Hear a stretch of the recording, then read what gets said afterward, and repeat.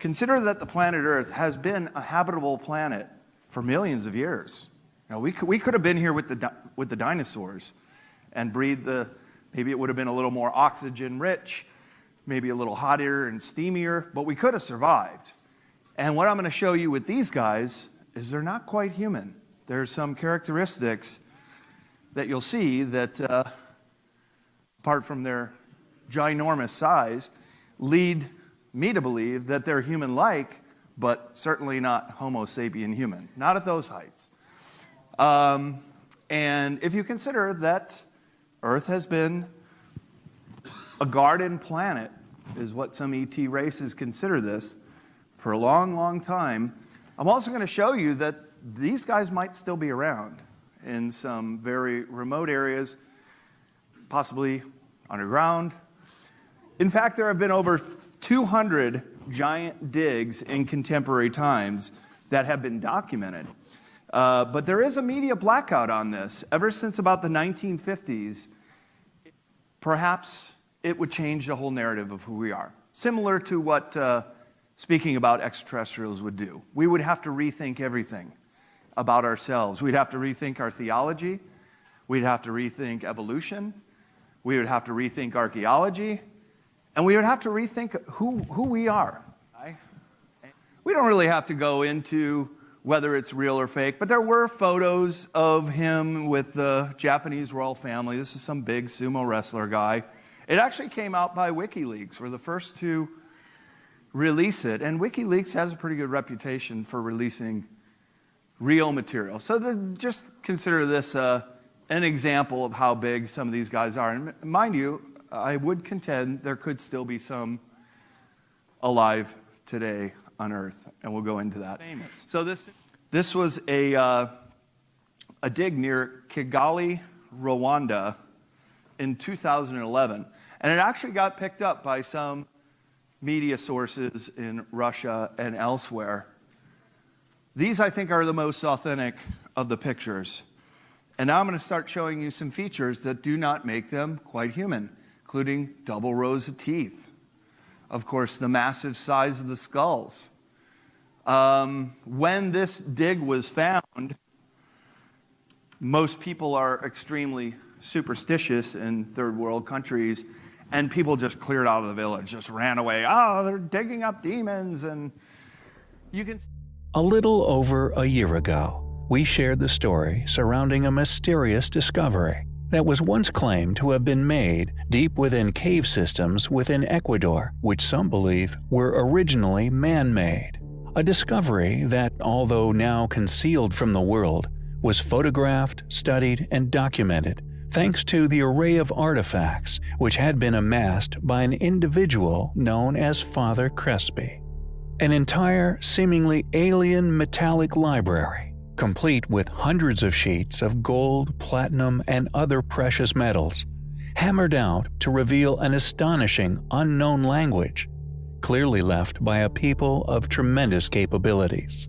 The caves in which this find is claimed to have been made is known as Cueva de los Teos, and although such discovery is denied by the Ecuadorian authorities, the Ecuadorian and, interestingly, United Kingdom's governments funded an extensive search of the cave systems soon after the claims became public. It attracted the attention of numerous individuals who traveled into the depths of these caves as the enormous, seemingly man-made caverns, which are found to be within the cave systems. We feel, if these cave systems are indeed one day admitted as having been artificially hewn from the bedrock, then this would undeniably reveal tremendous flaws in academia's claims as to the geology and indeed true history of the area. The cave system is so enormous, it has yet to be fully explored by modern man. Yet what has been explored has revealed highly compelling features, which corroborate earlier claims of an artificial origin.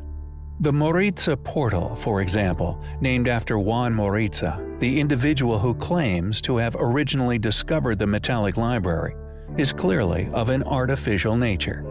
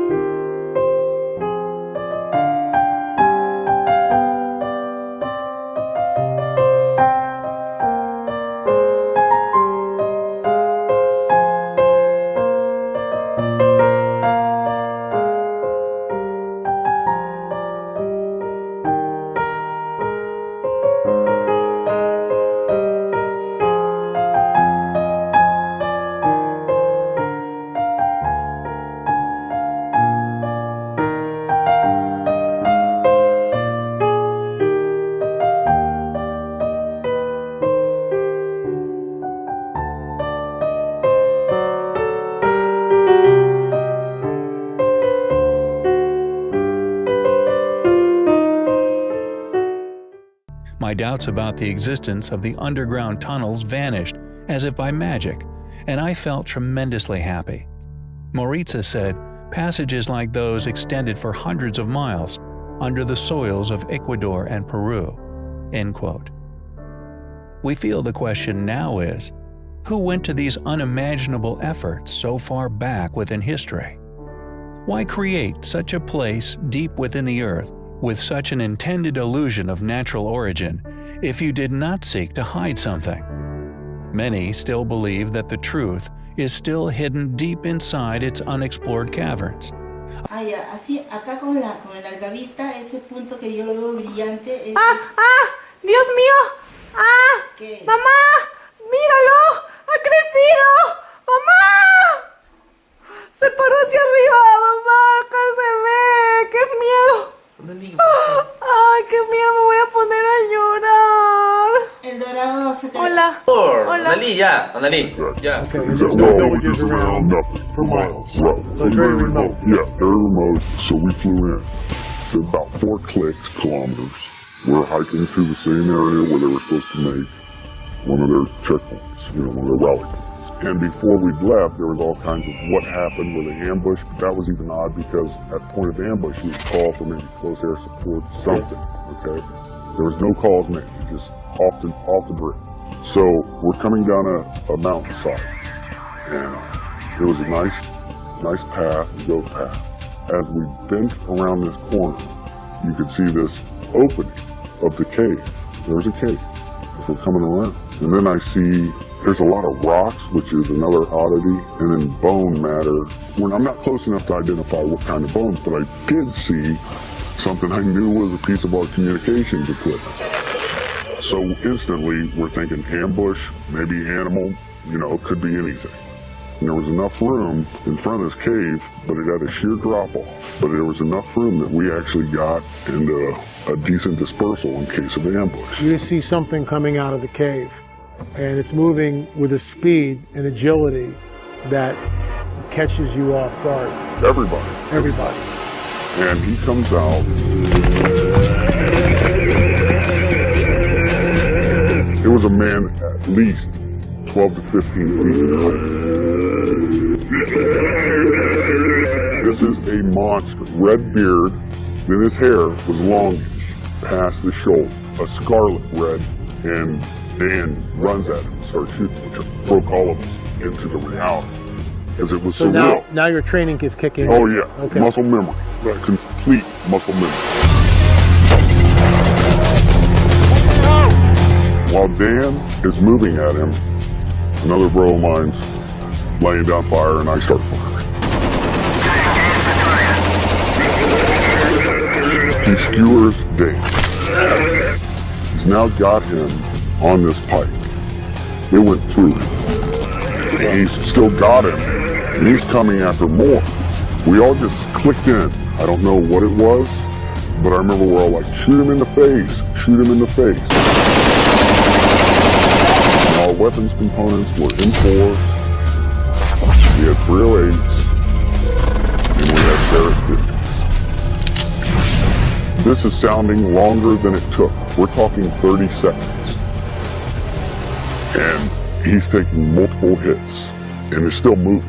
Scrimmages, you want to put it that way, we would come back to the base and we started hearing this rumor about a unit that killed what they started calling this really tall person. At first I didn't think anything of it, and then come to find out that the person that they killed actually was 3 times the size of a man, had extra digits on their hand and digits on their feet, and had red hair, and a special unit had come in and wanted this target. Seen in this 2003 test, the mother of all bombs is dropped from an aircraft using a parachute to drag it out of the cargo bay. The sled detaches and the bomb falls to earth, guided by a GPS system designed to be accurate within 10 yards. The bomb was dropped on ISIS forces in Nangarhar province in the eastern region of Afghanistan near the Pakistani border. We targeted a system of tunnels and caves that ISIS fighters used to move around freely